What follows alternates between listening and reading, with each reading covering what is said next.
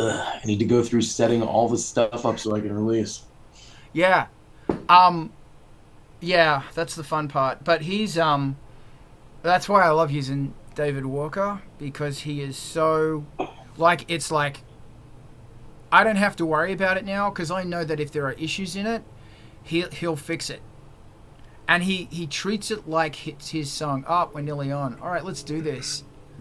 I think we're live everywhere. Oh yeah, I feel good about today.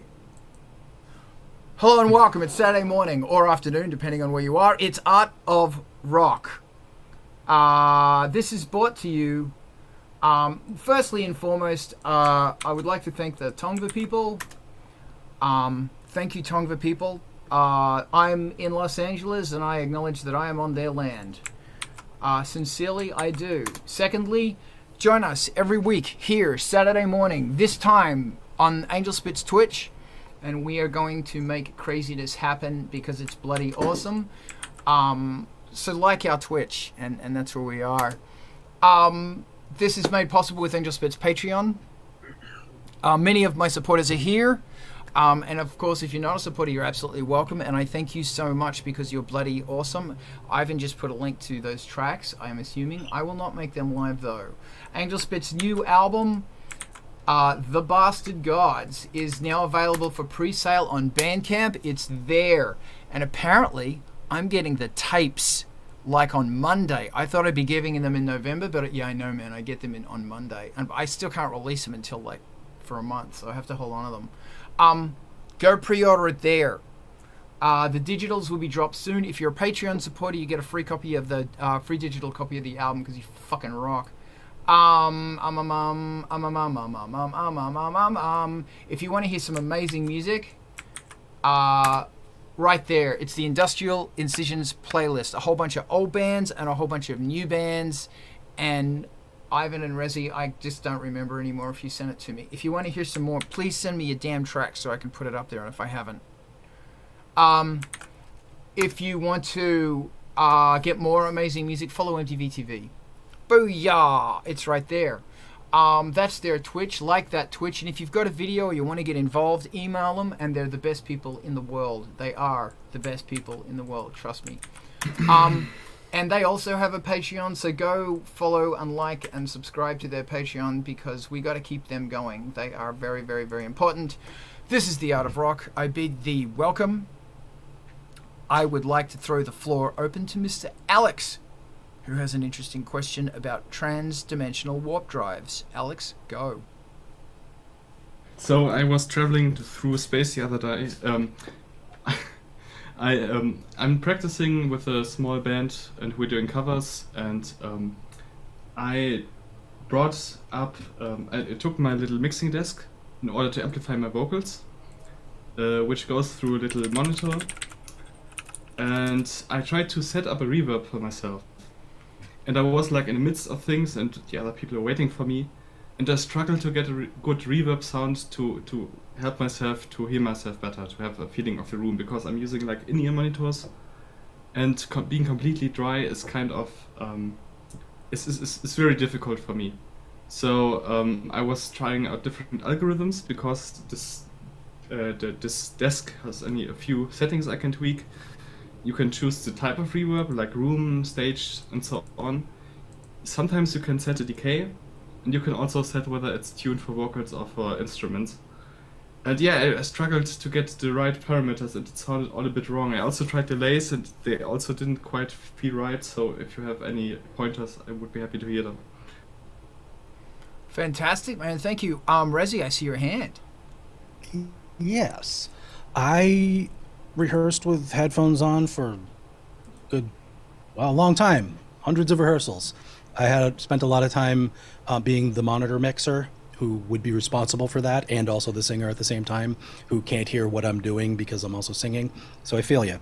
I would always use a little bit of compression to control things, a little bit of slappy echo to embiggen and make it a little more diffuse, not too much. And what the reverb algos are named is kind of irrelevant, and to set one thing that's going to work for all songs is obviously a bit of a challenge or lost cause even. So I was going with two verbs, and this may not be accessible with the mixer you're using, but I was doing one that was like kind of an ambient room, pretty low, and then a second one that was mid-sized, which, what are we talking about, like an RT60 of maybe What's an RT60? 3 to 6 seconds, the time that it takes for the reverb to decay to inaudible, Right. or 60 decibels in the air. So the decay time would be audible on the vocal for a second, and then the tail is sort of trailed off into the background noise with the music playing after 2 seconds, and 3 seconds it's inaudible, but it's still technically going. And I never really landed on something, like I said, that was just, hey, this is great for all songs, because the nature of, mixing and being the person that recorded and wrote these songs is like, I already have it in my head and in my ear how the vocal effects are going to be. So I did end up with a programmable, recallable multi-effects box after a while of doing that at least I could set the delay times for the tempo, set the reverb times if it was a special effect, like on this song it's really bloomy reverb because I'm doing long sustained words only, and it would give me the options to just at least scroll through the track by track. I didn't do different discrete throws within the song or different changes within the song, but having the ability to at least get the delay times in tempo and the short long of the reverb times per song might be worth the investment. To wrap it up, though, if you're just doing it with your mixer, ignore what the algorithms are called. The density is what you're listening for, and you don't want it too dense because it's going to dominate things. So if it's a bit of a sparse reverb, that is, with a little bit of gritty texture to it, keep it low. Get used to what it sounds like with it just tickling your ears rather than really making you feel like you're ensconced, because I assume everybody else has to listen to it too in the same proportions. So you will find that the 1 to 3 seconds of actually hearing the reverb is a lot for everyone. So you've got the choice of either shortening it or making it low in the mix, and play around with that a little bit. Man, I hope that's helpful. I know it's just like, here's what I did and it worked, but some ideas anyway. We'll come back to it if there's more direction after other people chime in. Thank you, Rezzy. That was awesome. Alex, me personally, I'd be using a plate and use a vocal plate. I don't like rooms because they sound like bathrooms or cathedrals. Plates are great because they just get to the point and then they get out. And they're also, I think personally, really thick and luscious. So even a digital plate, they're great. Remember, plates are great, mate. I can do that in more of an Australian accent, but I don't want to. And have it like only like 1 or 2 seconds, really 1.5 seconds, 1 second on a plate's great, and put it thick, mate. With that great plate, mate. I'd buy your mom for $1, Eric. I did it. I did a your mom joke. You're welcome, mate. But he did, I'll buy that for $1 joke, so fuck off. What am I saying? I don't know, a whole bunch of bullshit. Thick plate, do it. So we're talking about electronic music. Is it kind of like what if covers of what band? No, we're doing like indie rock covers, so. All right, okay. So it's good practice for me, but yeah, fuck yeah, man. All about it. Plate. Maybe a delay, maybe, and if you can also put a chorus in there, that'd be great. Compression, chorus, plate. Can't go wrong. Gate your plate, says Eric. Yep. There's another your mom joke just sitting right there, but I won't. Does that answer your question? Well, the mixer I'm using doesn't have like so many features. I think I can do reverb and chorus, but I don't think it has a plate algorithm. Okay. But maybe I can just connect my iPad and send it to the iPad, and the iPad sends then the. Actually, this is a rant. I'll be really quick. If it doesn't have a plate, use a small room. Thick, chunky, small room. quite like 50-50 mix, so you're in there, because if you're in your headphones you're not going to hear it. Make sure that's only going into your monitor and not to the house, because they'll hate that. You want to send dry to the house only if you can do that. 2, if you've got old technology laying around, like an old phone or whatever, definitely, yes, use those things for frisbees and also effects units, because a lot of the effects units will still also work on the old phones. Buy the damn thing and put it on there. And you know, the old iPhones, said Carl, pulling out his old iPhone if he possibly can. So here's something fun. Rack it, put it in your modular, and then take a 1 input and 2 output from here. So 1 in, 2 out. And you can put some crazy lexicon reverbs on this thing for $10. Stick it in your modular and make it a part of your synths. There you go. And take all of the apps off it, so it's just your reverbs. Bloody awesome. Bloody awesome. Big, thick, beautiful reverbs. There you go. End of rant. I see Rezzy's hand. Carl shuts up. Now, I'd like to issue a counterpoint to putting chorus on the main vocal when you're rehearsing, because you're probably practicing pitch if you're doing indie rock. If that really doesn't matter, throw all the chorus on there, whatever. Actually, put a quarter tone pitch up and down solid on the Helicon voice changer if you really want to mess yourself up. But the pitch-based stuff, and that was also why my argument was for keeping it as more of a sparse verb.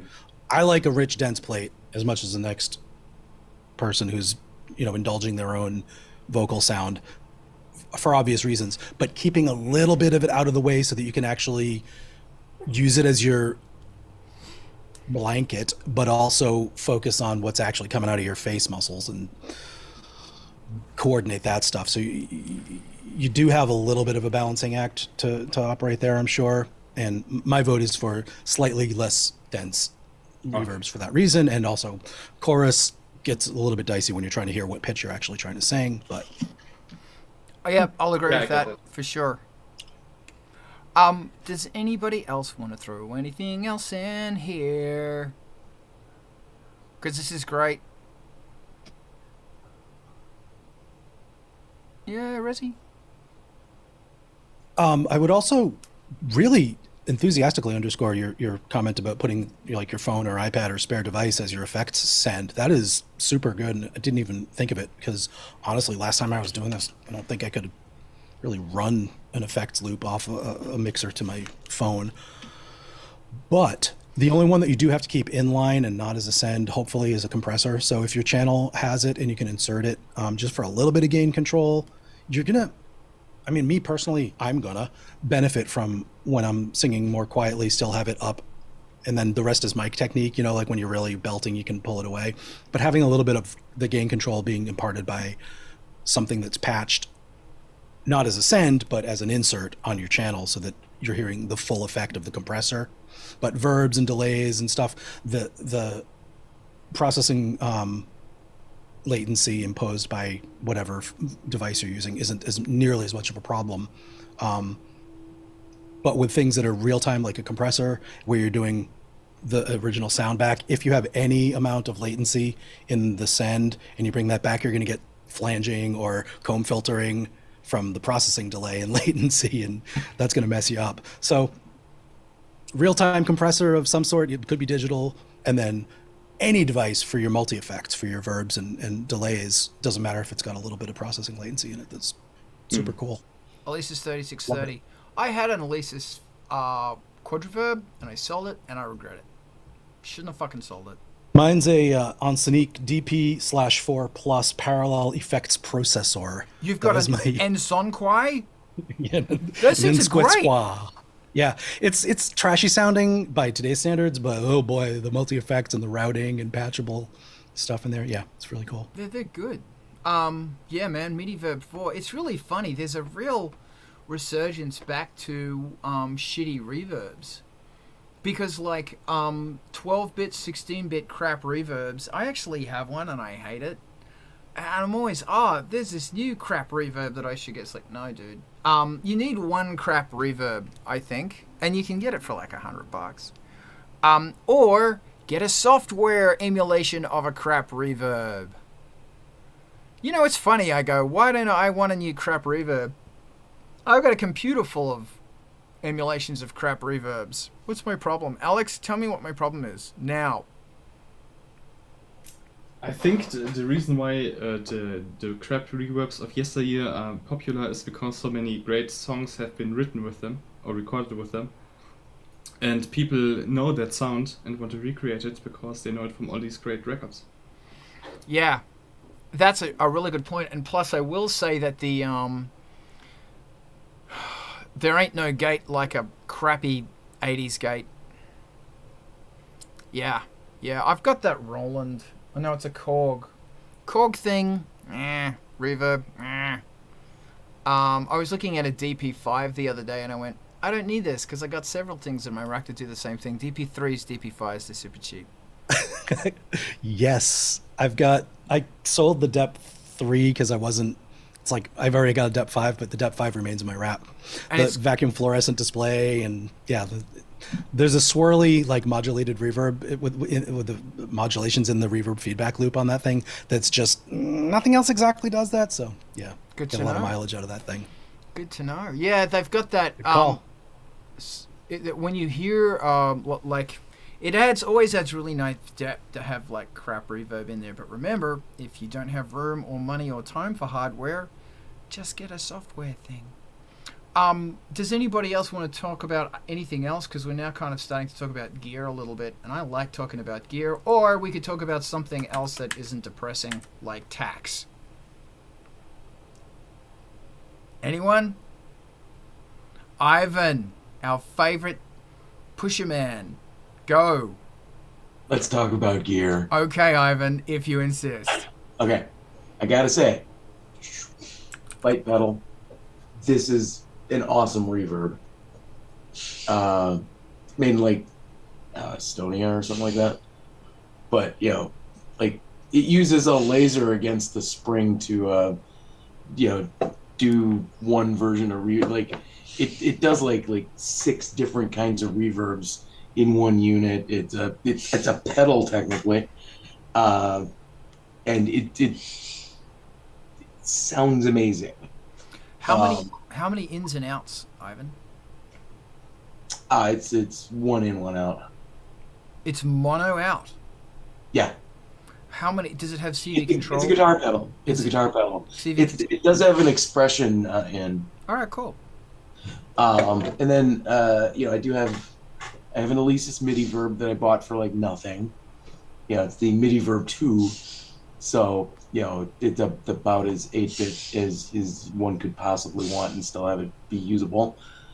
And I think that my TC Helicon can do reverb. See, let me know when you're done because I want to shoot my mouth off. Yeah, so like it is good to have some hardware reverb available because using plenty of hardware synths, and then over in the Eurorack I've got a spring reverb tank in that. Which one? I can't remember off the top of my head. I'd have to run over there and find out. I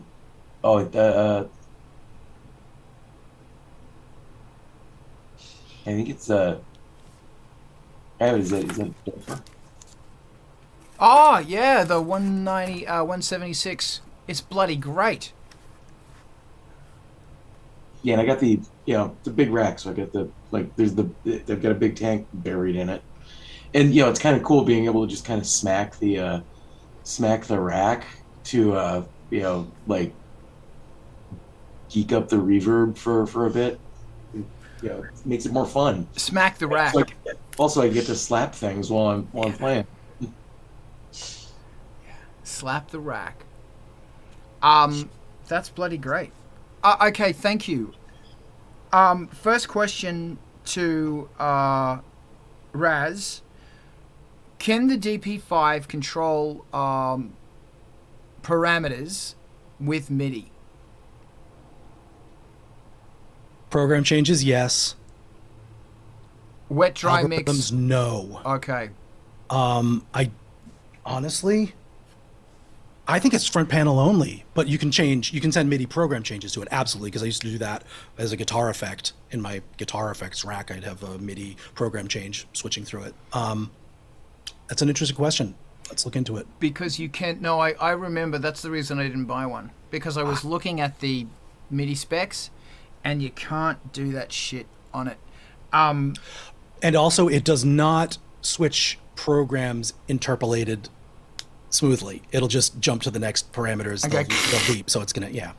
Which, if you're trying to do something with that effect, it's terrific, but it's not what you expect with like delay time smoothly changing and the pitch staying in the effects in the reverb tank. So it just, yeah, like you said. That is amazing. I will also say that the I think you can do that on the old Rev 5 and the Rev 3 or the Rev 7 or whatever it is, I think. Because there is a trick, and you can do this on the Chaos Pad. I have the Chaos Pad, and when it comes to like 16-bit grit, you can't get grittier than the Chaos Pad. And of course, I never use the fucking thing because I'm a bastard. But with the Chaos Pad, you can control the wet dry mix and the reverb length via MIDI, because you can control it on the pad. There is a case for that. If you keep the algorithm the same between two programs, so all of the patching and routing and everything on the Dep 5, Yeah. you can do a reverb time infinite hold kind of thing by switching to an infinite hold program and then back. So Right. at least you can do tricks like that with All right, that's cool. Yeah, the Chaos Pad is just dope. And I need to use it more because it's sitting right there, and I don't think it's plugged in. In fact, it's not. It's patched, but I don't have electricity. I have to crawl around the back and plug the fucker in because I'm a bastard. Yeah, it's really good. I need to use it again. I need to watch videos about the Chaos Pad to get me excited about using my gear again, which I will then throw out to the question of what gear do you have that you're not using that you should get excited about? Go. What gear do you have? Alex? My MPC 1000. The reason why I'm not using it is because it somehow, in a way, has the same job as the Octatrack, which I use more often, and also because some of the buttons are broken. And it's not unusable, but you need to press them sometimes several times to get. And it's really annoying, and the replacement buttons are $80, and that's not much if you want, again, to have like a working unit, but also a bit much for just pieces of plastic. How much? Yeah. How long have you had the MPC 1000? 15 years maybe? 15 not- years! It was my first, my second gear piece. Like I had my first synthesizer, then this was my first drum machine. And MIDI studio and so on. If you're not using it, sell it. But it's The thing is, It's the a- RAM is broken, and the resale value is probably not much because it's like broken several places. all right. And I can't sell it for as much as it is worth to me. I understand. Then you got to use it. I want you to watch some. Hi, I'm Dr. Carl. I want you to watch some YouTube videos about it to get excited about again. Yeah, get excited about it because you know, man, those things have got the MPC groove, which is the best groove, best groove there is the MPC groove. That's all I got. Was there anything you wanted to add to this? No. Thank you, Alex. You're a god. Rezzy? Can we include broken gear that just needs to be fixed? Yes. I've got a situation with my JX3P and the PG200 aren't talking to each other anymore. I would love to get that worked on without just buying a new JX3P. Because unfortunately, there's some actual broken circuit boards inside mine where we've put bodge wires over the crack to complete the solder traces. So it's probably got something to do with those. I've had it open a couple of times. As all I get is a reminder that it's like beyond my abilities to repair myself.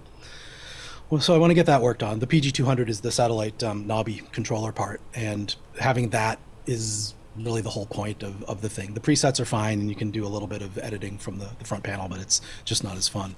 That and the ARP Omni needs a new power supply. That thing's just been dead for way too long. The software emulations for string ensemble synths are pretty complete right now, so the inspiration has been low. But the unique things that thing does with the the single envelope triggering, like if you play a chord and then play a bass line, it'll re-trigger the envelope for the chord and stuff. There's some unique things that I would love to get back for that. And then there's one piece of gear that is working that I don't touch nearly enough, and it's a Vox hollow body 12-string electric teardrop shaped sunburst thing from the 60s that I love, but having applications for such a unique guitar, it doesn't come up that often. So it sort of stays hanging on the wall more than I'd like. I'd love to find excuses to play that thing. It's got these the British design but Italian electronics where there's like a palm wah-wah and a distortion unit and a tremolo repeater kind of thing built in. So there's fun tweaky circuit stuff that you can do with that I would love to get more out of. You know, a palm wah-wah is called a pawa? Pawa. I made that up just then. This is why I'm genius. You need to fix your fucking Omni. I'm on a new epic of repairing stuff. This is what I'm concentrating on, and I'll point to stuff in my rack that I have recently fixed next after everybody else. Do you have a person? The term used to be a guy. I don't know if we're allowed to use that term anymore. Yeah, it is two guys, but there's also two girls that are at the place. It's called MISC. It's over at Berklee College. I happen to be like a mile from the campus there still. So Berklee College of Music, they have a lot of gear repairs. It's a old school shop with a pile of B product stuff in the entranceway, so it's hard to get in, that they're in the process of repairing. Sounds like heaven. Or sending back unrepaired. But yeah. They're good. They're fine. I have some stuff that I have to send out elsewhere that they won't work on, but yeah, for like tubes and wires and knobs, they're awesome for that. That's bloody great. Because the Omni is such a magical machine. It's Jean-Michel Jarre. Although he didn't really use one much. It was the Emerald. Oh, Selena. Shut up. Thank you. Ivan. Okay. The Alita, my Soviet monosynth, like, I really need to, make time to use it. It sounds fucking cool. It does not speak MIDI, though. It's got a MIDI port, it just doesn't work. No idea what's going on there, and there's, I'm not going to be able to just go to the local repair individual and get that fixed, because they're gonna have no idea what's going on, because it's a Soviet synth. This is not the. And if you cut the wrong wires, it might explode. Well, and worse yet, if you cut the wrong, you mess with the wrong part, you might not be able to replace it at all. Like you can't get them. So like, would prefer not to touch the internals. Just play it. So yeah, need to spend more time with that. And then like my Euro rack is sitting in the dining room because I don't have room in this room anymore.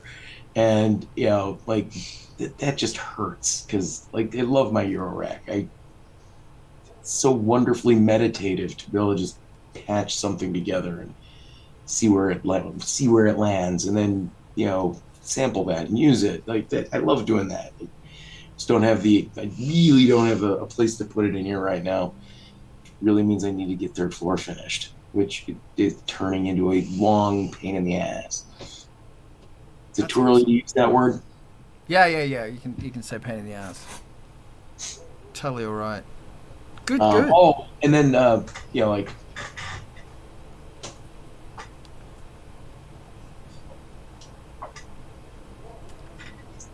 I really need to spend more quality time with this, because there's only 7 of these in the United States. Wow. And it's red.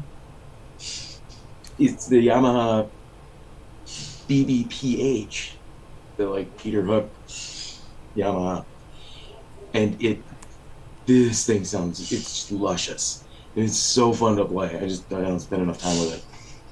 That's beautiful. Thank you, Ivan. That's good. And Grim, I'm going to go after you. Ivan, did you want to add anything else, or can I throw it to Mr. Aaron? You're the greatest. Mr. Aaron, go. H4n Zoom microphone with shotgun attachment and a Wookiee sleeve to block out wind. I record on it for Wicked Stories, but I need to take the damn thing out into the wild so I can catch badass crow noises and every other thing under the sun. And highly underrated is the ability to catch wild sound. It's usually I'm shooting outside and fuck me dead, there's an airplane flying over. However, if you add a little bit of effects to it, it can underscore a moment of tension. So we had a part of an episode where Hack is fighting Death, and Death is literally laying down a threat when he's getting closer, but he says, then you will die. And as soon as he gets closer, the plane that was originally a nuisance with the effects underscored it to where it was like, boom. It was like this moment of dread plus lower stacks to where it really like made it badass. But I digress from the point. No, if you bring the H4n or whatever portable mic you got with the wind sleeve on it, you can catch a lot of badass shit outside. Or the thing that I got obsessed with for a while was like a crash box.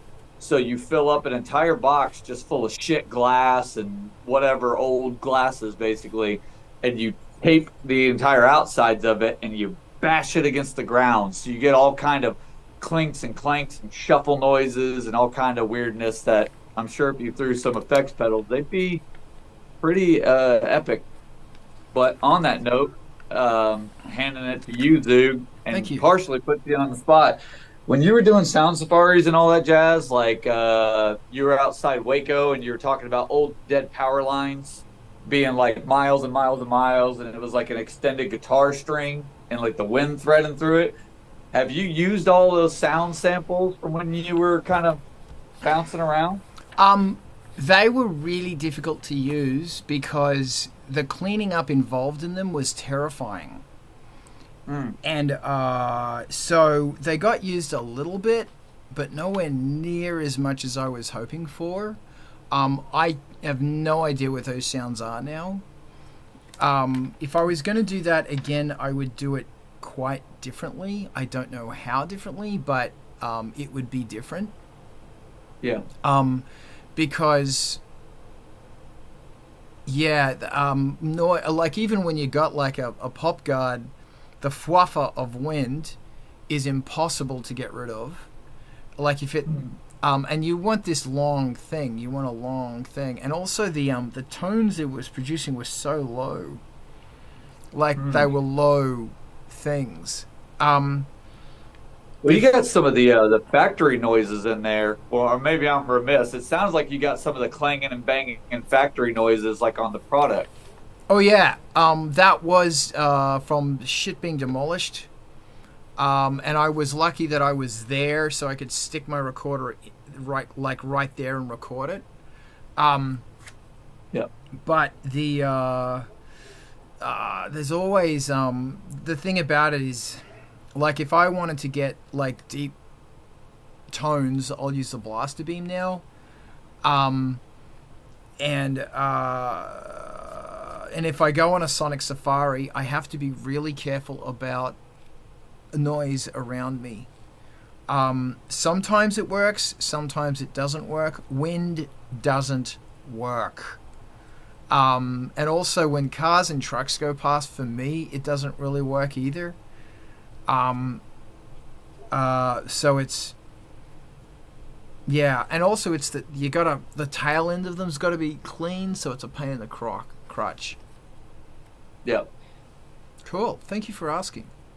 But nevertheless, I'm all about the sound safaris. Do it.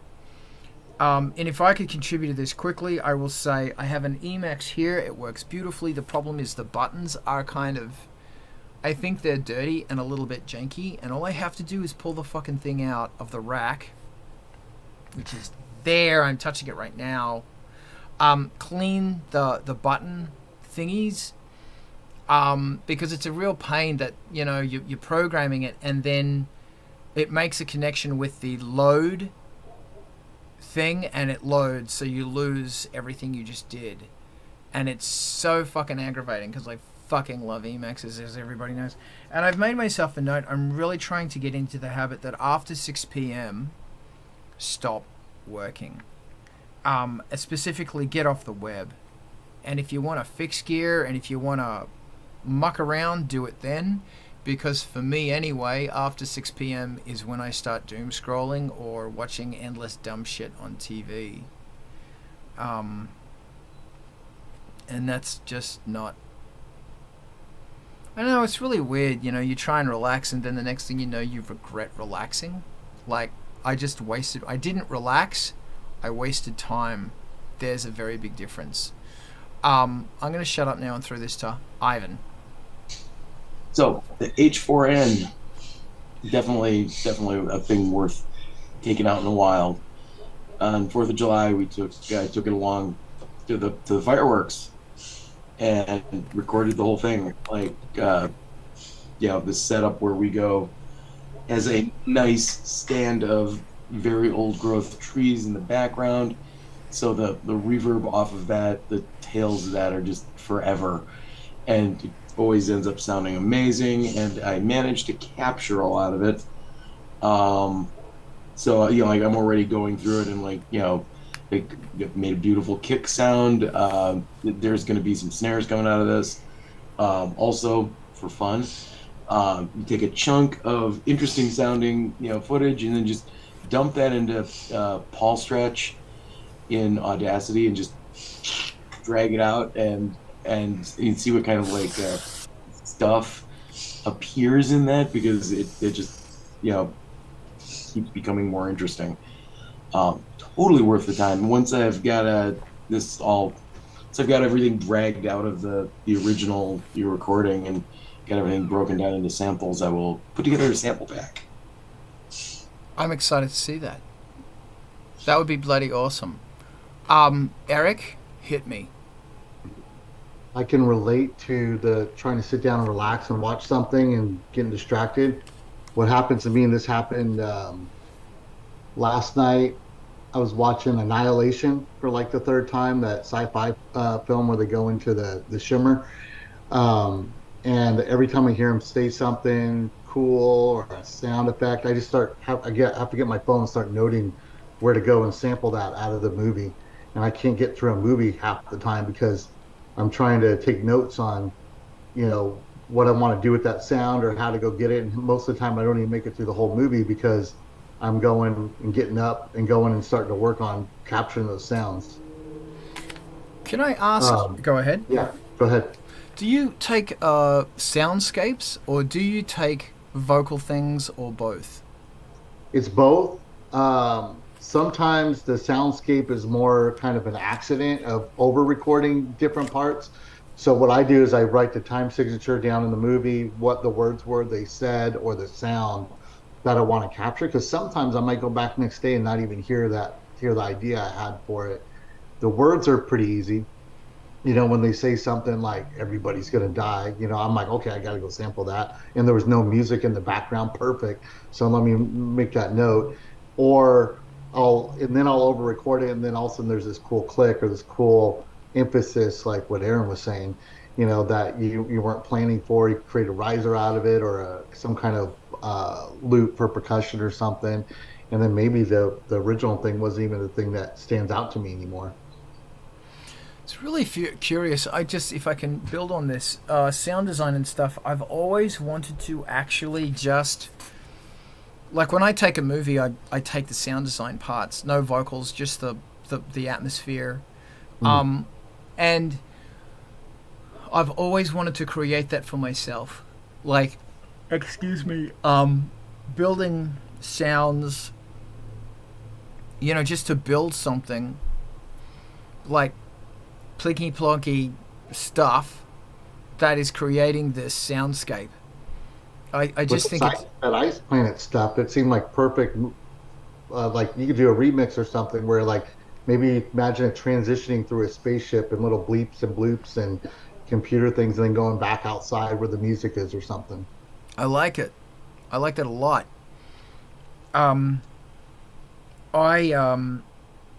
Yeah, that's something that's really interesting to me. Is the whole, is that, I don't know, thing. Because also, putting it behind, crazy ANGELSPIT'S shit's fantastic as well. Just make sure it's sparse so people can actually hear it. Resi, go.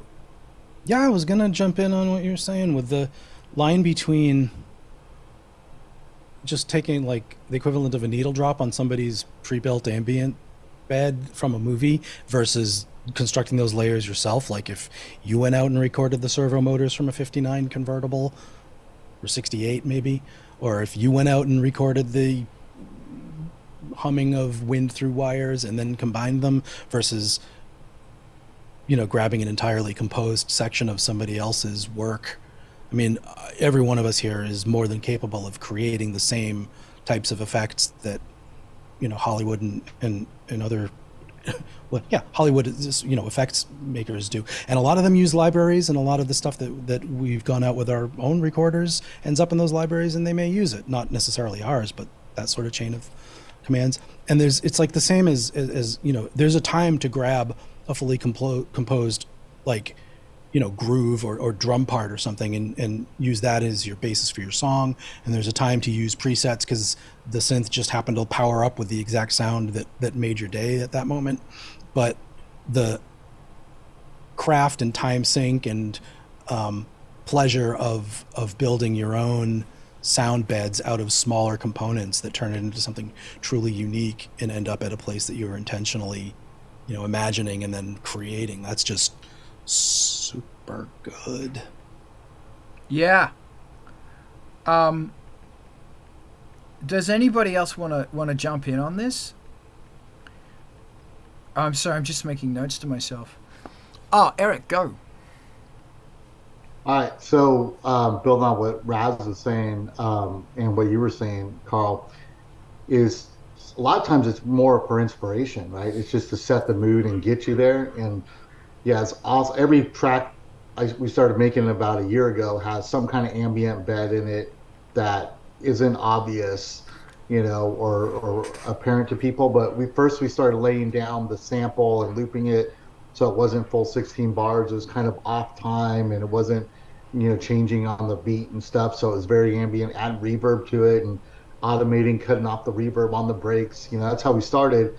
Then this year we've started with ducking it and putting LFO on it and putting it to the groove so that the ambience is also giving it kind of this subliminal groove that's in there. So it fills it up.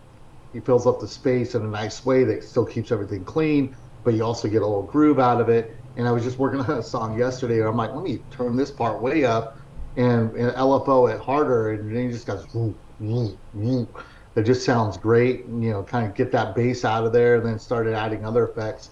And that all came from like just an ambient sample of something that you would never be able to recognize.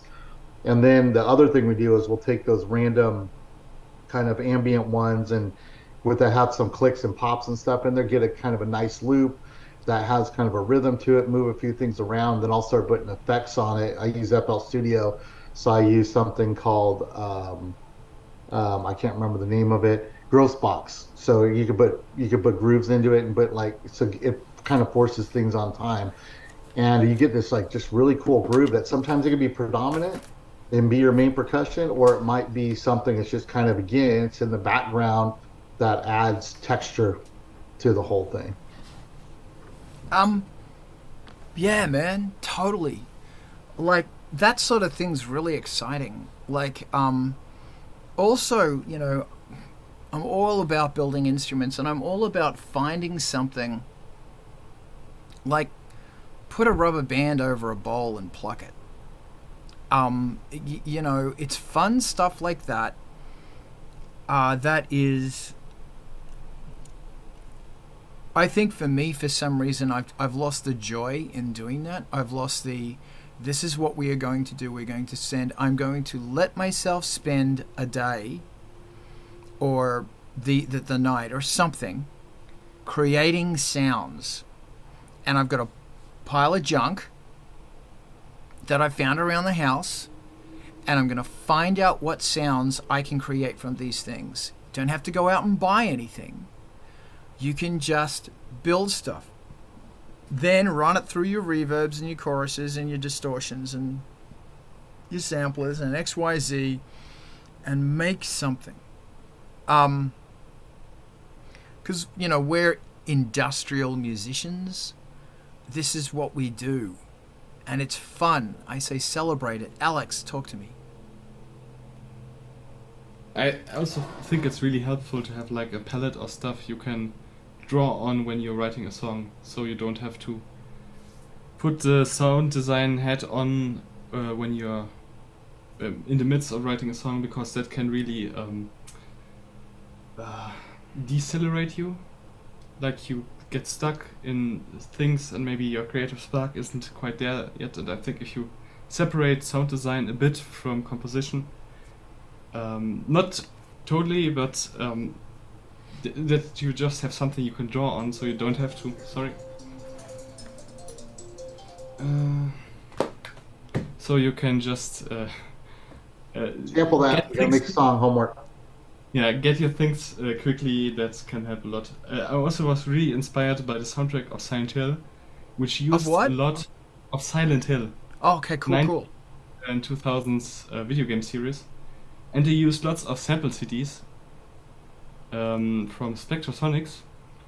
And because I was in this rabbit hole, I watched interviews with I don't know what his first name was, but I think Persing was like their main sound designer.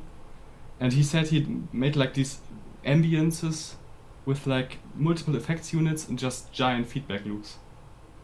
And I tried that, and I think it's really inspiring because it sounds like nothing else. Feedback?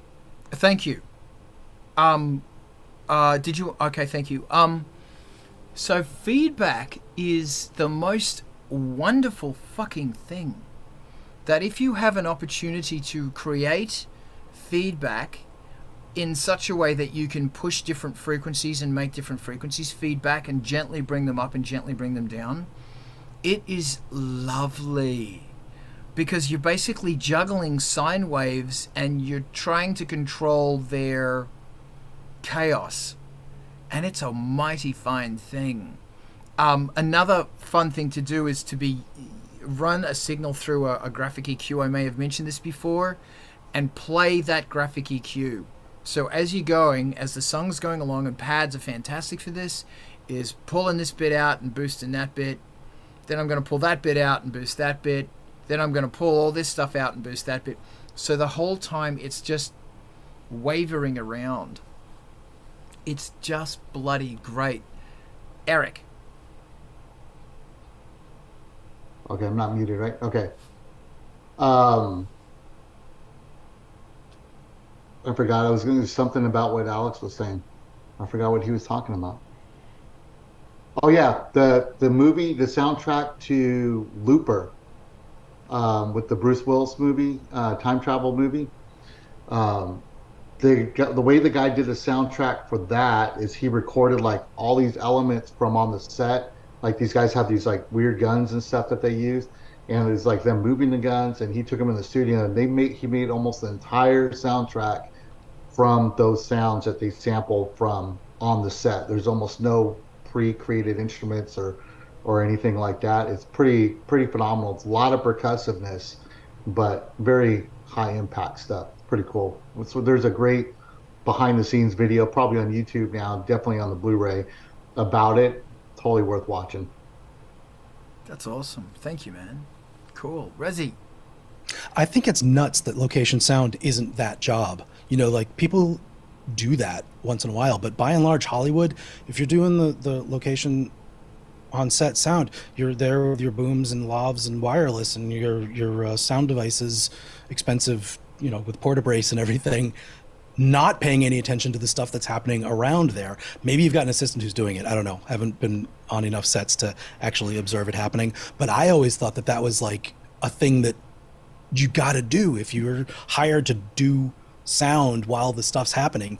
Get the actual, instances of the things that are occurring there in isolation if you can. Tell the director that you really want to get that, and maybe he'll give you a second to get it on a certain take. But so much of the stuff is just done in post by sound effects crew that's got a library, and they're using stuff that's been used 1,000 times before, and it's the Rockford Files telephone ring with the little warble in it. It gets recognizable, or it's the Wilhelm scream. So it's just weird. It's uncanny. But yes, that is an amazing story, and I would like to follow up on their technique for actually acquiring location sound events. That's just awesome.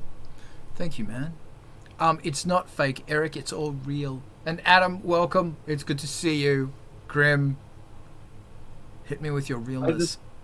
I just thought about the aspect of like Razzie reminded me, is like, when you're on a set, it's like you've got, headphones in, and you might hear the only thing that you hear, like all of a sudden you feel like David Attenborough. You'd be like, there appears to be a rogue sound coming from that air conditioning vent.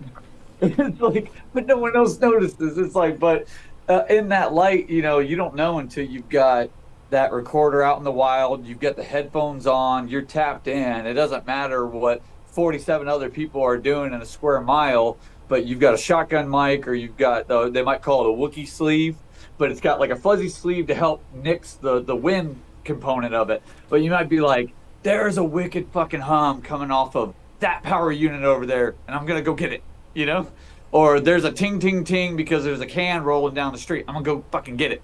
That's the point of like Sound Safari. It's not just, let me just stand here until things happen, Or, I don't know, with enough time and patience, you can keep chucking berries in the backyard and see if you get some crow friends.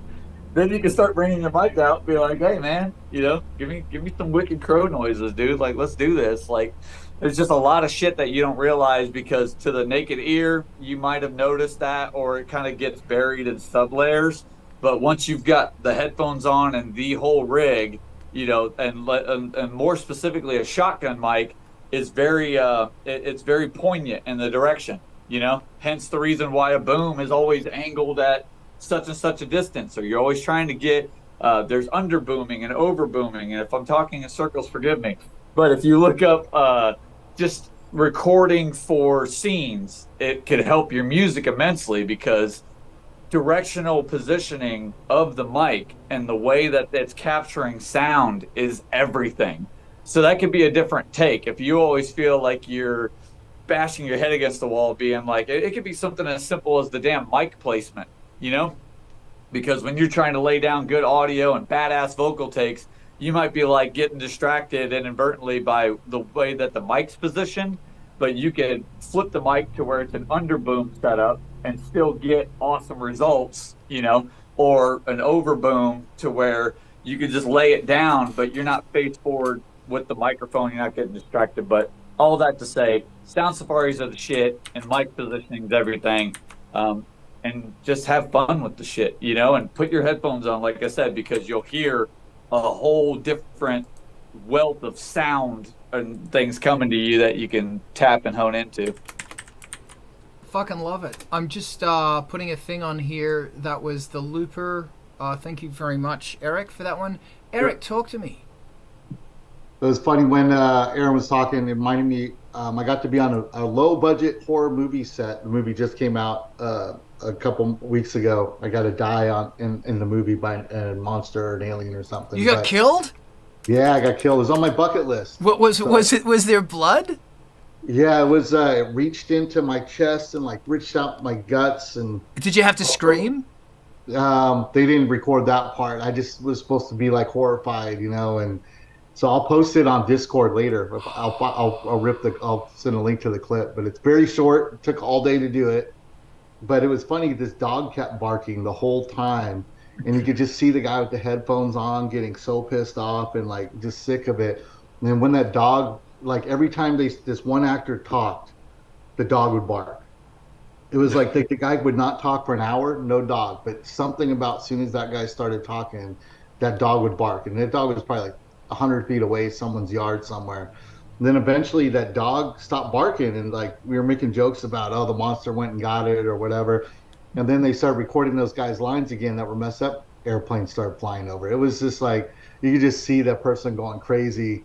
It's getting darker and darker. End of the day, they're losing light, and they're just like, all right, the scene's gonna be at night now, but let's redo that first part. It's fun stuff. This is why ADR and the Loop Group exist. Yeah. Dude, so I did this sound design for a game once, and it was, I may have mentioned this, so we had to get the sound of like battle guys. It was actually for a samurai game. It was for like the first EA Sports Total War, and it was set in feudal Japan. And so we recorded these medieval enthusiasts whacking each other and scrumping around in the dirt and marching and stuff like that. And there was a mailbox while the main audio guy was recording them fighting like a long way away. There was this mailbox that was abandoned and a piece of metal, and I was banging that and running the shing down the side of that thing. All that got used, but the other stuff didn't, because you don't want realistic, you want shingy stuff. You don't want a gun going off, you want a cannon. And I remember the problem with these recordings, it was Sydney in the middle of summer, hot as fuck. And these guys were in full armor, like in 100-degree heat. They were monsters. And there were also these horses, and they were on heat. And so we recorded the male, who was like, and we brought the filly close to him. So he screamed, and we used them as the sound of horses getting killed, because if you've ever heard a horny horse, it sounds like it's dying. But then we played it back to one of the guys at the company who owned horses, and he goes, that horse isn't dying, it's in the throngs of sexual ecstasy. And it's like, damn. But what was funny is that we did all these recordings, and in the background were cicadas.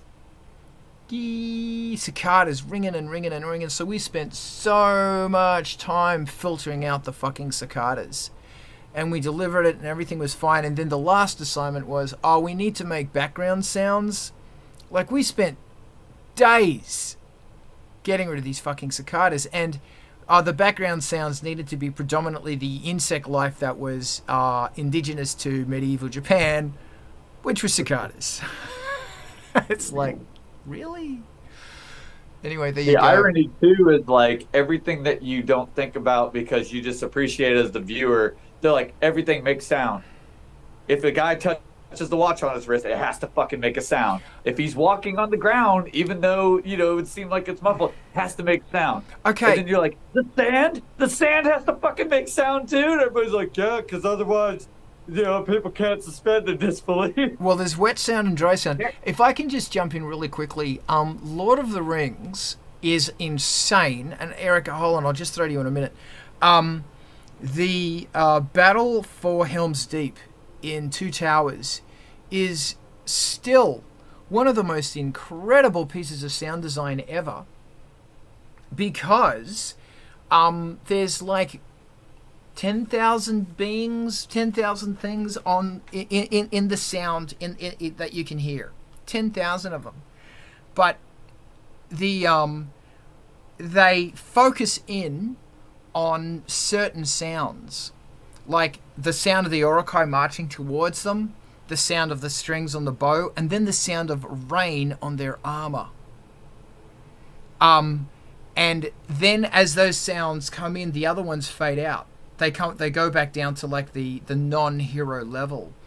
And it's a really good thing to do, like when you're doing a track, is for having, sure, that sound's always in there bubbling away, but it's gonna come up when it's in its hero moment, then it's gonna come back down. It's gonna go to a 6 dB or minus 12 dB kind of like simmer.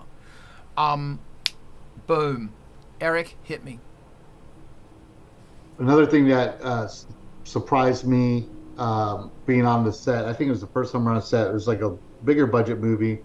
Now I'm saying like $1 million budget, so a little bit bigger, but the way they recorded like the restaurant scene, we were background extras in the restaurant scene, was like nobody could make any sound. It was just the two actors talking, and they gave you certain lines to repeat over and over, so it didn't look like you were saying the same thing. It looked more conversational, and they gave you little beats. They gave you a backstory, like you're sitting here waiting for someone else, so you look around occasionally. You do this, and then they tell you what not to do. They tell you not to move. So like now when I watch movies, like now I notice no one's moving naturally in the background. I notice they're all gibberish in the background, and it's like they're fake acting, and that just distracts me all the time when I'm watching movies now. Does it blow your mind that fake acting is called faking or facting? Yeah. Acting. I have this ongoing joke with my wife about reenactors. You watch something and the people who I've always wanted to be a reenactor. And the other day I met a guy who was a reenactor. And yeah, he'd been in a few things, and it's like, oh yeah, you just go on and, they'll say, oh, okay, this is where you're deciding to murder someone, so you're thinking about it. It's like, wow. It sounds like the greatest job in the world. I think the irony comes in if they're facting and Eric is being very critical of them, is he fact checking them? Oh. Wow. Thanks, Dad. Okay, that's fantastic. That was good. Does anybody else want to jump in with something about sound design? This is a nice and very inspiring thing. Does anybody own a bow? Oh, of course, Rosie's got a bow. Alex has got a bow. Who else has got a bow? I need to get a new bow. I think bows are really, really good things to have for sound design. Because, and then tell me how much did your bow cost? Mine was from a friend, so it didn't cost anything. But cheap ones are fine because you're just abusing them anyway. As long as it can hold some tension. Rosin is where all the action's at. Well, my thing is, sorry, Alex, what'd you pay for your bow? It was part of the viola, and I don't know how much it cost, but I think I would also buy a cheap one because I wouldn't want to abuse that particular one. I need to get another bow because my bow is just crap, but I've had it a fucking long time. Like, I've had it 10 years and I've beaten the shit out of it, but I've been trying to get a bow out of my mate from LA Opera for like a year. Oh yeah, I can get your bow. Get me a bow! No bows for you, Carl. But bows are the best thing. And yes, Rosie, you speak the truth. Get rosin for sound design, because you'll be amazed at what can like actually resonate when you bow it. And it's the tones that come out of it, fantastically creepy. Okay, what do we got? Anything? Anyone? Alex! If you like doing sound design, try out frequency shifters. They are not the same as pitch shifters, because they shift every frequency by the same amount, and as a result, the whole spectrum will sound drastically different, because all the harmonics will be out of place and will sound noisy, and it's also nice to fatten up drums. Can you tell me more about it? What brand do you use? What do you recommend? Is there software? Tell me everything. There's a good one in Ableton. I also have one in software, but I don't know what it's called. It's by Plugin Alliance, and I got it for free, I think. And I think just try to find one. I think there's also one for those effects you can load into some Korg synthesizers, like the Minilogue XD and so on. But yeah, just look for ones. If you have Ableton, I think the Ableton one is fine. They do. Dopefit does one as well. Yeah, they do, right. And so this thing actually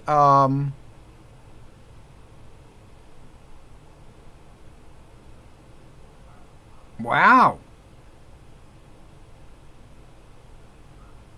That sounds insane. You know, it's funny. I've never got into them. Eric, go. For FL people listening or rewatching, they just added a frequency splitter. They already had a way that you could split like any infinite amount of frequencies and put them out to different channels. You could put any effects and chains on them you wanted to do, and you just, deep dive into that for hours, I'm sure, but they just added a delay effect, a delay plugin that allows you to delay and change all the settings on the delay by frequency. So you can do it by every 10 hertz, every 100 hertz. And so you can have that delay very strong in the mids and not and off on the lows and somewhere else in the highs. And what's really cool is changing it and automating it through the thing. So the things you're doing with those frequencies that that Alex is talking about, automate those and change them, or have something else influence some kind of chaos into them to create some interesting things that may not stand out or maybe in the forefront for some of that. That's amazing. Wow. Okay. If anybody wants to talk about frequency shifters, I'm all about it. I'm never really got into them, but Rezi wants to talk about it. I'm listening. Go. I've been using the Ableton one on and off since it came out, and I do love it. But sort of related to Eric's point about frequency splitting, also, one of the things that on my epic of putting stuff back into service and repairing things, I have an analog preamp / parametric EQ that has 4 bands, shiftable by ×10, and they're really, really resonant peak. If you narrow the Q all the way, the peak's resonant, and it's dirty and gritty. So as you turn the knobs, you get a lot of noise. So I've got that inserted on an effects loop, so I can use it easily within Ableton Live or whatever DAW I'm on at the moment. But it's only one band at a time. It's not doing a multiple split thing, but I am using it to aggressively split out parts of the sound and do other things with it, and also to just introduce grit and noise. I kind of want an analog frequency splitter now. That's cool. Yeah, this is very interesting. Get 4 of these and you're kind of on your way. So okay, thank you. And Alex, please.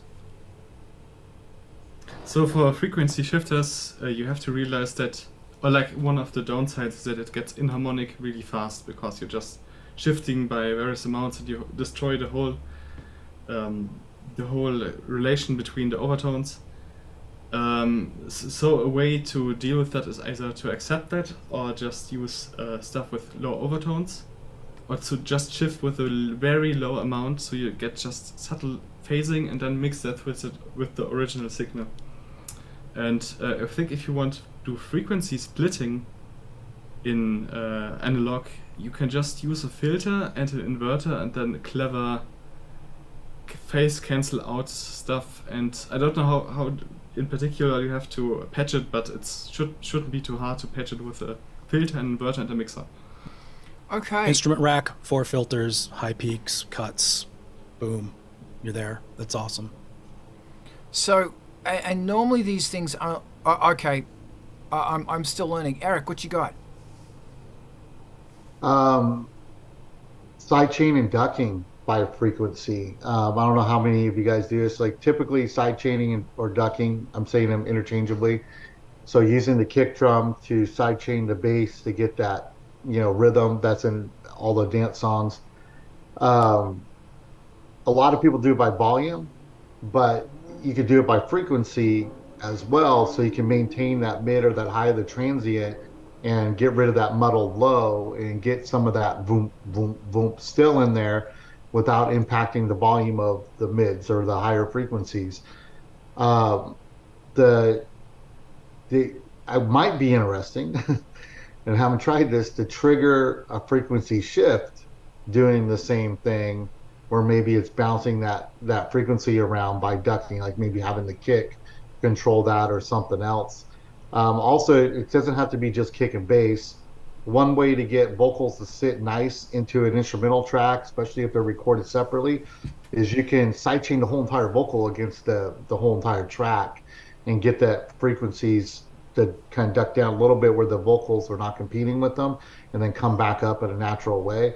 I don't think frequency shifting would work there, but it could, I guess, if you're doing witch house, it might actually work pretty cool. Now I'm getting some ideas for doing stuff after this, but I like to mess with these frequencies a lot from a ducking and sidechain perspective. That's fascinating. Thank you. Resi, what you got? Just to elaborate a tiny bit, when we think frequency shifting, we're thinking pitch shifting, but Alex has stressed it a couple of times, but we're talking really inharmonic sounds like you get from a wave shaper or a ring mod end up resulting with these things. So it's like off into metallic clangy land more than into now it's slowing down and the whole form is shifted kind of land, or chipmunk effect. It's an interesting, somewhat unpredictable device in the same way that a ring mod can be unpredictable in the kind of weird harmonics it introduces. Alex? And it also will sound really 60s, really fast, because that's like the time where it was invented, and back then it was really expensive, and to a degree it's still, because you need like special meshed parts and so on, but it sort of gets you in that space, which is great. I think you can also do modern stuff, but you have access to this world of sound design that is like in old movies and so on. And I love them old movies. So I just need to ask, and it basically kind of keeps the same pitch, but like you said, all right, yeah, I hear what's going on. And okay, yeah, I hear you. You just shift every frequency by the same amount.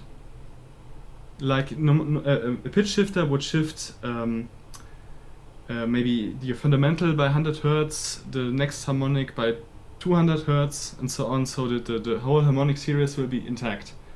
That's not the case with the frequency shifter. It will shift everything by 100 hertz. And so your harmonics will be out of place, and that's why it will sound super inharmonic. So putting vocals through this could be a very wonderful thing. Yeah, but you have to be very subtle. Okay. So subtlety is key there. It ends up sounding quacky really easily. And then run it through a pitch corrector right after that, or vocoder. Yeah. Let them fight it out. This is really interesting. Thank you, Resi. What you got?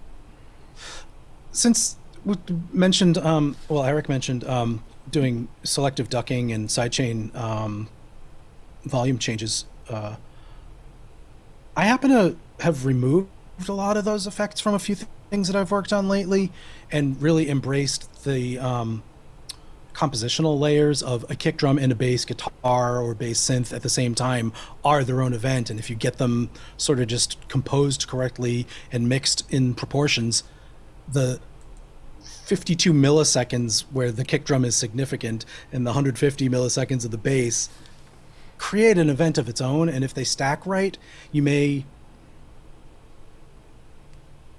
just get what you're looking for. And I don't know, like how many of us are dedicated to absolutely ducking frequencies when they're competing, like Isotope would have you do? Very. Can I just jump in here? This is really interesting because I need to get a ducker that is a that duck frequencies. It actually takes that frequency and it pushes it on. Because my whole thing about sidechaining is that the kick, that thump of a kick drum, happens after the initial impact, and the longer you go, the deeper it gets. When you're walking towards a club and you're hearing the walls shake, but then you get closer to it and you realize, yeah, that's microseconds, milliseconds after the beat. And by the time that kick is in that doove, the bass is back up. So you're creating this mash, and I'm trying real fucking hard to figure out how do I overcome this? Like, to the point where I'll be running my sub bass. Do I stop using sub basses?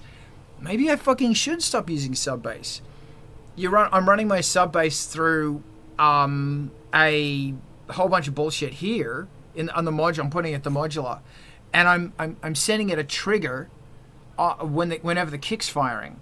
So it's sucking frequencies out. But no matter what I do, and I would rather be using software. I would rather be using a thing. I have to get something like Carve, but my computer won't support Carve because my computer's still in 2010, and I'm not updating. Thank you very much, Eric. So, let me make sure I'm not mute. Okay, so I'm not chained to always sidechain. Follow up with what Raz was saying.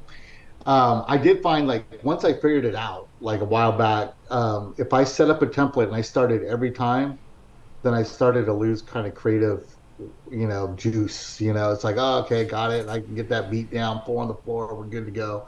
But then I was just like, But what I've morphed kind of to is doing it kind of like what you're saying, where it's looser or it's more specific. The way the bass is programmed.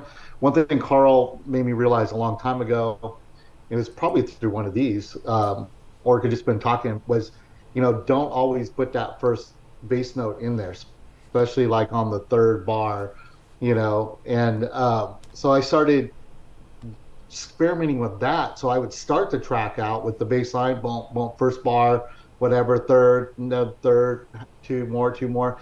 And then you got it in your head, and then when the kick drum comes in, I remove 1 or 2 of those, and you think you still hear it a lot of times, and then you don't have to sidechain anything. But tightening it up more in certain parts of the song, and then letting it get a little bit looser and bleeding together, and kind of just tweaking kind of where those notes are a little bit during different parts of the song, I think really makes it dynamic. Yeah, and also DJ Recovery Rate, thank you very much for joining us. Rezi, go. I'm in after you. I've got 1,000 questions here. Yeah, there's 2 things that come to mind, Carl, on your point. First, Isotope does have a thing, and I'm trying to name check, but I can't remember their piping between units where they unmask the actual frequencies that you're trying to address between one thing that's doing the EQ and the other thing that's removing the EQ proportionally in the other thing. Whatever that's called, somebody's probably got it on the tip of their tongue more than I do. But it does work with multiple Isotope gain control and EQ units. So it does the thing that we're talking about automatically, plug-in communication-wise. And the second thing is, when you're talking about the thing where the duration of the kick develops, we're also talking about a thing that we're imitating that occurs physically in air after the speakers do their thing. Like the sound of a huge rock concert or a huge DJ set in an arena doesn't rely on the duration of the kick drum, because there's such a mass volume of air being moved that the reverb time or the decay time of the low frequencies is significant in making that tonality. So putting it all on the recording is a little bit of chasing your tail, depending on where it's going to be reproduced. If you're expecting it to always be on headphones, definitely you got to simulate it. But it is this is, I guess, where the sidechain ducking effect came from, is that kind of threshold shift and your ears being robbed of soaked up all the capacity that they can have in a room as the air moves. So I don't know. I don't have a good, quick answer for, formula for achieving that. But it's also the question of, is that really necessary to bake into your song, or are you going to let the the hyped car subwoofers or the club sound system do a little bit of its magic too? So I don't know, a little bit.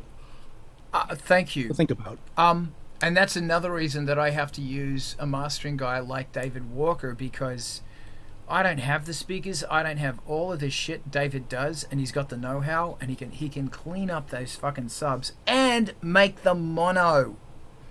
My God, mono subs are so important. Yeah, I'm at this point now where I often have sub bass and then other bass sitting on top of it. So if there's going to be frequency ducking or whatever, I've mentioned it before, I have an app that comes with Cubase I think it's called Tonic, that you can send it a MIDI note and it will suck out a high pass filter in the shape of this envelope, and they're pretty rudimentary envelopes. But my problem with that fucking thing is by the time that envelope's pulled down, the kick's slamming. I guess what I need to do is just right around the kick. Alex, I see your hand. Hold on a minute. I guess I just have to do that. And if this sub thing comes up, it's got to hit like in the offbeats. Or something, or it's always got a high pass over it, and then in those offbeats it doesn't, or something. Because we had a conversation last week about dance music, and I've kind of gone away going, okay, man, I got to think about this. You know, I gotta find a common ground. I gotta make this happen. I was inspired. Thank you to one of the people who inspired me. That's you, Eric. The floor is yours. Thank you, fellow inspirer. I write around the kick too, and that's one of the things I was talking about last week is writing around the kick. I did see some of this, obligatory feedback about my music and other people's music that we also talked about last week, about why does every track have to be written for a dance club, or why is it, who cares, man? Go listen to something else. If you don't want to hear something that's 4 on the floor, don't listen to 4 on the floor, But it's getting what changed it for me was getting a sub in the studio. I didn't have that like the first couple of years. So good sub, positioned right, set up right. And then I got a PA in the garage where I have 15-inch, but adding a sub to that too, because I had to piece it together. You can't add it all at the same time. It gets pretty crazy expensive.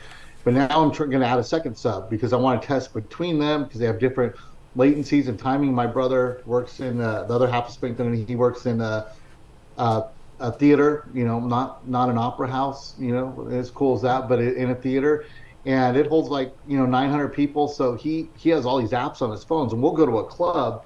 Went to one last night, and he's like, look, here's the frequency that's missing here when you're on the dance floor. Here's the frequency that's missing here. All the sub, like 50 to 100 is over here in the corner. And they're annoyed because it's rattling the wall, and the glasses in the kitchen are on that wall. And so they're telling them to turn it down, but nobody's hearing. Yep, there you go. And then perfect angel spit colors too on there. The on brand. So, we go into the dance club, and they're fighting with those guys because the people aren't feeling it. And then when I was at the club last night, I was noticing other people's songs that some sound great at other clubs and other systems, and some of these songs didn't sound good at all. They sound like they had a delay problem. They sounded off time. That's called isotope, but go on. Isotope, there you go. And a bunch of them, they just sounded off beat and off time. And I think it's part of like the same thing as learning the movie magic is learning the music magic. You don't hear music the same way, especially as you start producing it and creating it, and you start hearing not the flaws, you just hear the intricacies in there, and you go, that does sound off time, but you can't imagine they really put a song that was off time. It's got to be something in that setup in the club, because when I go listen to it in the car, it sounds fine. Thank you, man. Yeah, this is a big conversation. Alex, go. I have a stupid solution for your stupid problem. So you said that the envelope is out of time. I don't know about the MIDI effects in Cubase. Maybe you can delay the MIDI messages, or if not, you can 100% delay the whole MIDI track by a certain amount of milliseconds. So it will always be either on the right spot. Maybe I think you have to shift it a bit back. So that would solve your this would solve your problem. This is a good idea. If I can just reply to that. So what I'm doing is running the sub through a high pass. And it's a dope for 106-5. It's just the SEM 106-5, and they're great because when the frequency's all the way down, the high pass doesn't touch it. And I'm using a controller to push it up. And I'll usually, it's just a, on-off thing. I'll usually put a little bit of slew limiting on it so that it goes up, it slows up and slows down. Not too slow, I'm talking microseconds. And I actually print it to tape with this done. So that's why I don't give remix stems on the subs, because people are going, what the fuck is going on with your sub right now? But yeah, that's me talking a whole bunch of shit. But nevertheless, this is interesting. Thank you, Resi. Go. I was just gonna kind of echo what Alex said, and that's the times that I'm most focused, have been most focused on making sure all the bass events are in alignment and doing something that works with the rhythm of the song in duration and, you know, volume envelope. Yeah. I just move the tracks around later. I mean, whatever went down, the MIDI timing is going to be loose. The envelopes aren't necessarily going to be the right shape. But at the end of the mix, when you've got the things visually in front of you on tracks and you can see the onset, you know, part of the waveform going up from the zero crossing, and you align them all and they are in phase, but that doesn't sound right, so you start messing with it from there. It's just like you can do that stuff. And doing it by ear and feel with the rest of the tracks going, like, okay, some things disappear, some things, you know, are enhanced, and you've got a sound made. I think I don't think I've ever found. No, I mean, I've definitely erased tracks and started over with. But most of the time, when things don't seem to be pumping in the right alignment, I've been able to either throw visually, I'm talking, you know, some sort of time alignment thing with envelopes that track the curve that I originally recorded and reshape it and come out with something that is supporting the pulse, the pumping subs of and bottom and bass of the song. And the other thing that came to mind was, instead of getting a lot of subwoofers in my previous studio, I just wrote lines on the floor where the nodes and nulls were for the different frequencies, and like, oh, that's absolutely null there, so just move to another spot if I want to hear where 30 hertz is. So wow, it's a thing. A trick I had was mix next door. Yeah, but I mean, we're talking about the frequencies you hear through the wall and how they develop in the mass of air that's between you and the source in through those walls, and that makes a lot of sense. I mean, joking aside, those are important events, and I've switched to doing music that is much more, I can mix on headphones and not worry about it, because blooming in the air isn't my primary concern. It's more like, how do these two low frequency events actually work around each other? But yeah. Also, listening on the big monitors in a room. Thank you. Also, FYI, so those spectrum analyzers that I have on my phone, it's a free app. It takes up no space, and I think that one's called Sonic Tools or Audio Tools or something. There's a bunch of them, and they're free, and they'll pick pitch, and they'll pick, you know, all sorts of stuff, and they're really, really handy, especially if you're doing a live show and there's feedback. Oh my God, it will save your skin. And just for your listening position, so you know what frequency is missing where you sit.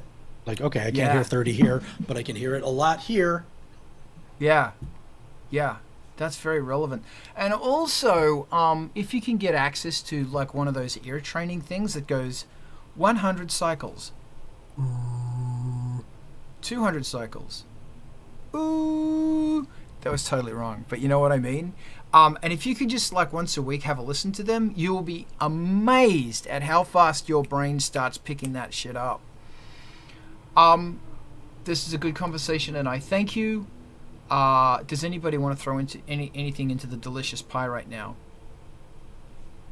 The delicious pie. It's up in the sky. I just threw in David Moulton Golden Ears training course for that. Frequency notches and tones and stuff. Thank you. I'm going to make a mention over here. Booyah. Thank you. Good. Oh, Eric, go. If we're up for changing the subject, yes, I got one. Please. IEMs, in-ear monitors. There you go. Raz doing it live. There you go, Alex. Awesome. So that's new for me, and it's changed everything. A lot of people are telling me, you know, especially in this dark industrial electro music, you know, get these things. And playing live, I thought I wouldn't be able to do it. It's weird because there is some kind of like when you do have them both in your ear and you can't communicate with the audience. You don't really hear what's going on. Someone did suggest to me having a crowd mic or an audience mic that you can actually feed into the mix, which I'm going to actually try next week when we do a show. But the IEMs, like getting in-ear monitors has like made our live show so much better. Part of it, what made me think of it, is this frequency stuff and dealing with the monitors and the sound techs and the sound guys. You don't know these guys most of the time when you're showing up. You don't know these venues, you don't know their equipment. So the easier you can make it for them, the better. So we have 2 outs for our music, 1 vocal, 2nd vocal, 4 outs. That's it. And I'm sorry, I just want to hold you for a second. Can somebody Yep. just check this Twitch stream? Are we still streaming? Eric, keep going. I'm sorry. Alex says thumbs up Twitch. Thank you. Keep going. So Sorry about that. So the first reason we were looking to get them is to reduce the issues we would have at venues where these sound guys would just jack up the monitor mix and we couldn't hear anything and it was just horrible, or it'd be all feedback like we had at one place. It was just nonstop feedback, and they're constantly saying it's you, and it might be us, but I got a TC Helicon, so it's not me, was what I would tell them. It's you. So they, getting that was the original thing, was to eliminate needing those monitors on the stage and being able to just get up there and go and get through sound check super quick. But once we got them, it started making, like, you could hear stuff. Like, this is what I hear from her, is like, I can hear myself. I can hear what I'm doing. All of a sudden, you're singing on key. You're singing better. You're playing more sincerely, tighter. Like, everything is better. And we had a show a couple months ago where one of our vocals wasn't playing, and I could hear it. I could hear his vocals, so I knew it was working. And the sound guy was like, "Nope, it's you guys. Your thing isn't working." And we were able to troubleshoot that thing so fast for him that we didn't lose the whole song. The next band, they didn't have vocals for the first 5 songs. So we saw how bad it could have been at that venue with that sound guy that knows what he's doing. But having in-ear monitors has been one of the best things ever for us this last year. That's awesome. Thank you, man. I'm going to go in after you, Rezi. Alex. So as I said before, I'm also experimenting with them. What brand did you get? I just got Sennheiser. They're Don't fuck around. Good. The first ones that the person at the store said that are worth money actually and not trash. I think they were like €100 or so. And I haven't tried it myself, but I've heard a trick where you put your EQ on your vocals for your monitor, reverse to what gets through anyway through your bones. Like, I think your bones conduct the lows and the highs somehow. And the idea is to boost the mids and cut the highs and lows, so you're sort of leveling out the effect that you get through your bone conduction. Maybe I can look up the video where I found it, but I found that quite interesting. That's interesting. That makes a lot of sense. Thank you. Rezi. On the topic of in-ear monitors, just reduce your exposure to loud sounds. It sucks. Loud music is the best. Loud sounds out at the club are the best. But it's finite, man. You're speaking as someone who's had a couple of ear things going on in the past year. The big thing about switching from floor wedges and side fills to in-ear monitors is the lowering, mercifully, of the occupational hazardous destroy your hearing and livelihood oppressive, damaging stage volume. It's brought it down. I think people still like to crank it up in the earbuds and stuff. I opted for some really inexpensive ones, just mostly for Zoom calls and stuff anyway, but I got cheap ones so they don't sound good, so I'm inclined to turn them down. It's a weird forcing myself to keep volumes low habit. But just on the topic of in-ear monitors, the best thing about it is the opportunity to control and lower the exposure to loud noise. That's awesome. Thank you. I'm going to jump in if that's okay. Alex, just really quickly, you sent me a link. What is it? It's about the mixing technique for like adjusting the frequency curve for your own monitoring purposes of your vocals. I love it. Okay, cool. Thank you. Okay, I will say this. Yes, I actually think the first thing you should buy, besides your own SM58 microphone, are fucking in-ears. Just do it. Just do it at your young career. Just fucking do it. 2, every time you go to a club, wear goddamn earplugs. 3, when you got your in-ears in, put an earplug in one ear. Halfway through the set, put the in-ear in your other ear and the earplug back in there. Because it's just going to be, you're swapping, just fucking do it. Don't use them too loud, because they can get fucking loud. You can have, like, if the in-ears are good, you can have somebody in front of you talking to you, and it's like you can't hear them because they're blocking everything out. Get everyone in the band to have in-ears. If not, give them fucking headphones. Or you can buy separate in-ear things and plug them in. Like, if you got a keyboard player, motherfucker is wearing in-ears, and he doesn't need to have the remote pack because that's what's expensive. In-ears. Then turn the monitors down. Tell the mixing person, no monitors. We do not need fucking monitors. No monitors. And if you can go a step further, get them off the stage. You will be amazed at how much room, how big a stage is when you get rid of the fucking monitors. Because not only everything, when there is the monitors aren't there blasting at you, the room sound is going to be better, because usually the playing area is a bass bin for the rest of the room. So everything is going to sound better. And God bless the sound persons. They don't know what they're doing because they've probably never mixed your band before, and that's okay.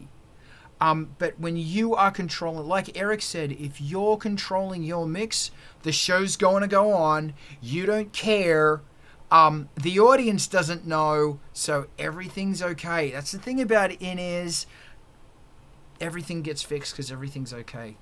And you might want to get a really little shitty piece of crap desk as well to do all your different, the monitoring for all the in-ears. Eric, hit me with your rhythm stick. Hit me slowly. Hit me quick. All right. Hit me. Slowly, yet quick, faster. I agree with all that. It's like, one thing I don't understand is, you can get a setup for less than $100. It's really the transceiver that starts to cost a lot of money. I put a link to the I bet the name of the Sennheiser one we got. And then you got to figure out what band you're in, and that band may not work in another country. It's all this other stuff, but don't let that stop you. Just get started.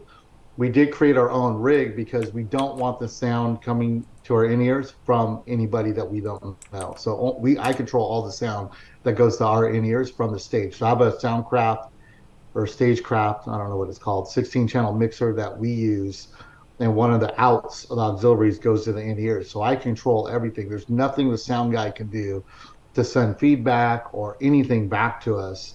And since we do have a TC Helicon and another TC Helicon that stops the feedback if there's any feedback on the effects things, so we've eliminated that.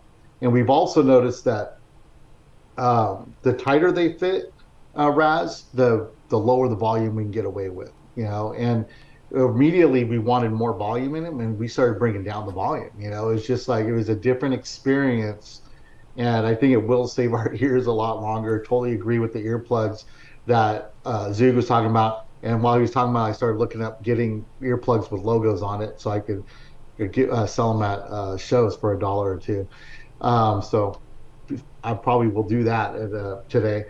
But just having that control, the first thing that people told us is that, man, you guys sound so much tighter, so much better. And they even thought we sounded louder because everything is just mixed better and tighter, and you have that control, and you're not fighting with feedback in the monitors and getting your mix right, whether the house mix is right or wrong. And then we did add on, the next thing I would say is get a wireless mic, at least one for the main singer. And we'll go out in the first song and see what it sounds like into the audience, and we know the mix is right or wrong, and we will take a little bit extra time dialing it in before that first song really kicks in, so we can test it. We developed the intro to have some testing going on, so we know that everything is working before we get in there. So it's not just banter with the crowd or like ominous. It's us making sure the sound is working before we kick off, Dominate, which is the first real song we kick off with every time. I have a thank you. I toured with I played a gig with a band once, and their construction thing, and everybody went out with industrial headphones. Like industrial, industrial fucking. I'm jackhammering ear muffs, earphones. What do you call them? They're not headphones. Ear protection, industrial strength ear protection. And I thought that was really curious because I thought, how the fuck do these guys hear it themselves? And they took them off and they were wearing in-ears under them. And the in-ears were so quiet. It was super quiet. And I just went, oh my God, that's brilliant, man. And everyone went, yeah, industrial. Because they were like, high-vis yellow and high-vis orange and shit. I thought that was brilliant. They were in England. I was very impressed. Alex, tell me something incredible. Go. So if you're like me and can't really afford a wired in-ear system, wireless in-ear system right now, there are wired ones where you just plug in an XLR cable and have like the mini jack for your in-ears on the other end and the volume knob, which is really important because then you can turn it down if it's getting too loud for whatever reason. Perfect. Do it. Thank you, Resi.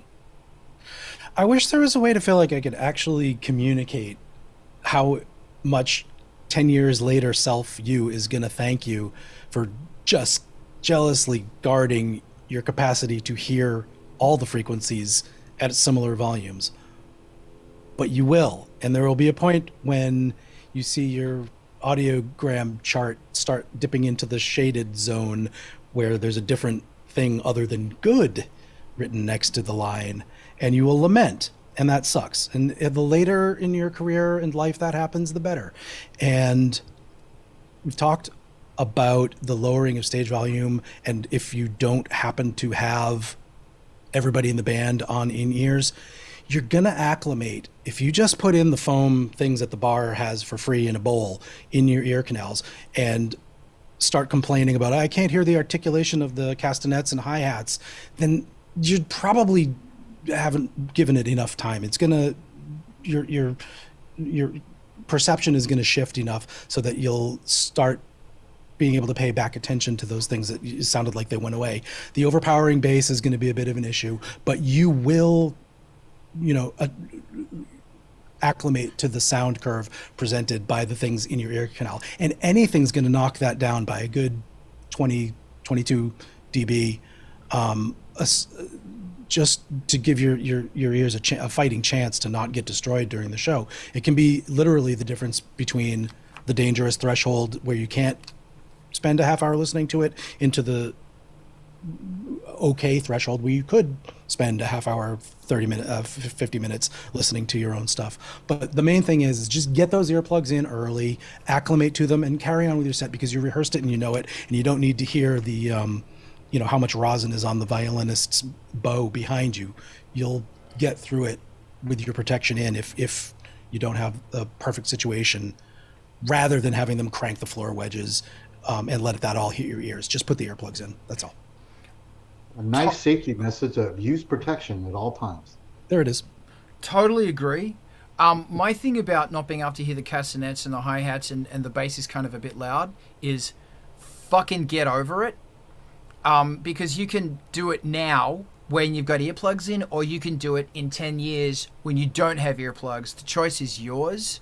The other thing, awesome thing about these sonic tools, the frequency spectrum analyzer thing. I pull this thing out at a club all the time. I'm that guy.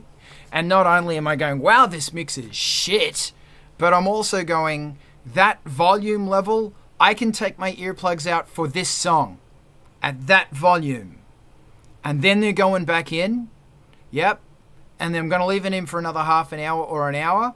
And if another song comes on, if it's Depeche Mode, it's fine because they're so well mixed. If another song comes on in a half an hour or an hour, I'm going to do the same thing. But I've gone to clubs and it's like, nah. Where I'm standing right now, I'm going to lose my hearing. I'm going to do long-term damage in one song. Because you know all how we love to dance in front of the speakers. No. No. So, that's what I reckon. It's a dosimeter. It's a lifetime exposure for permanent hearing loss that you can't get back, and maybe contending with other tones that aren't out in the world that only you can hear all the time.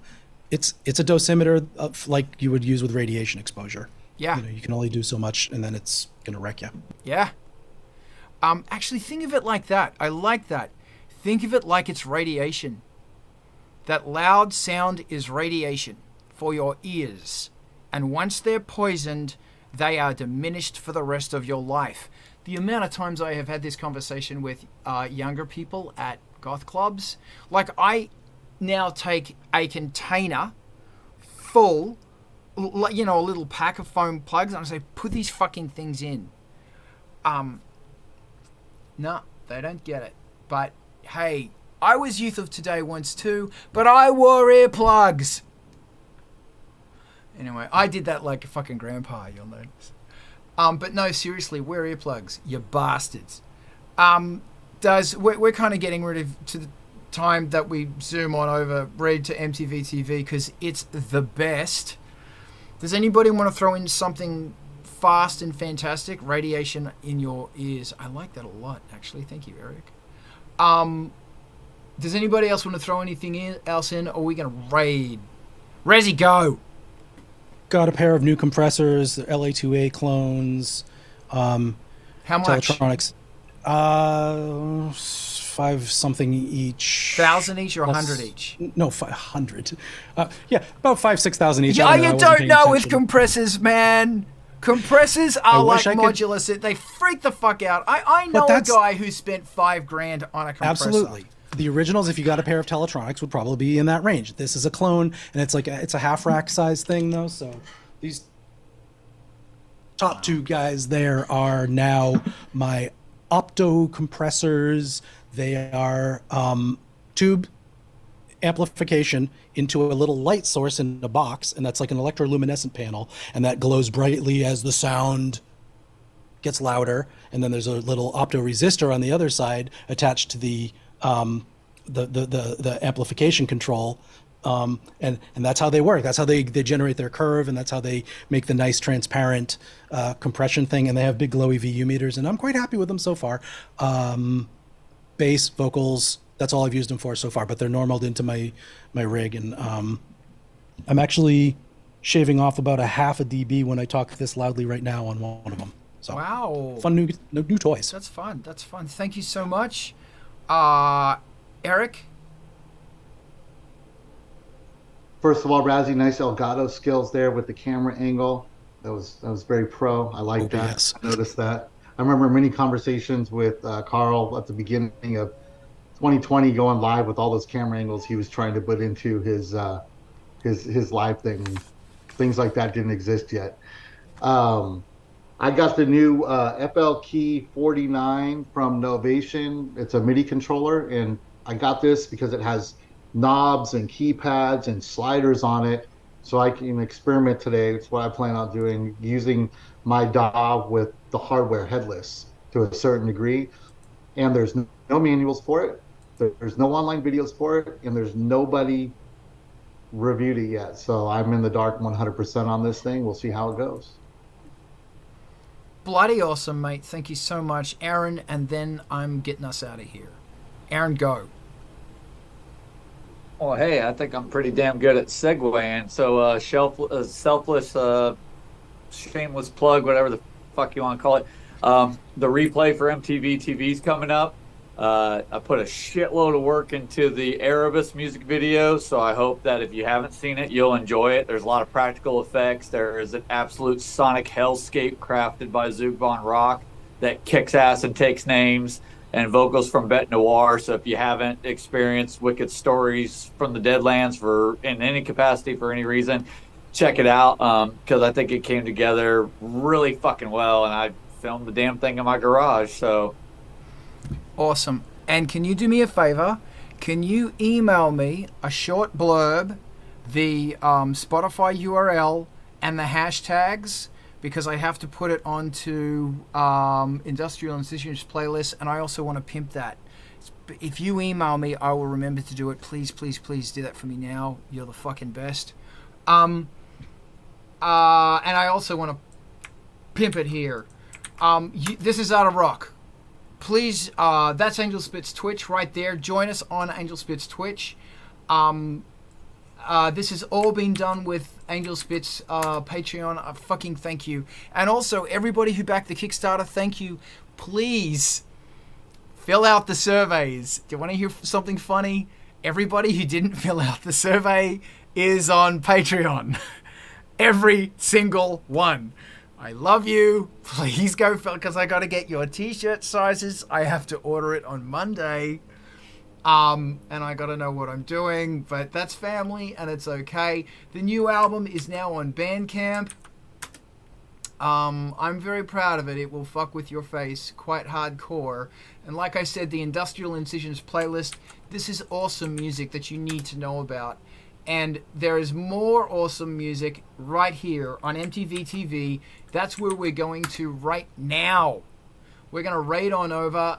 And if the raid doesn't go through for any strange reason, which is known to happen, or if you're watching on Twitch, on YouTube or Facebook, please join us in the raid. Let's just go to MTV TV because there's some fantastic music going on there right now. Go get it. Thank you for joining us. See you next week.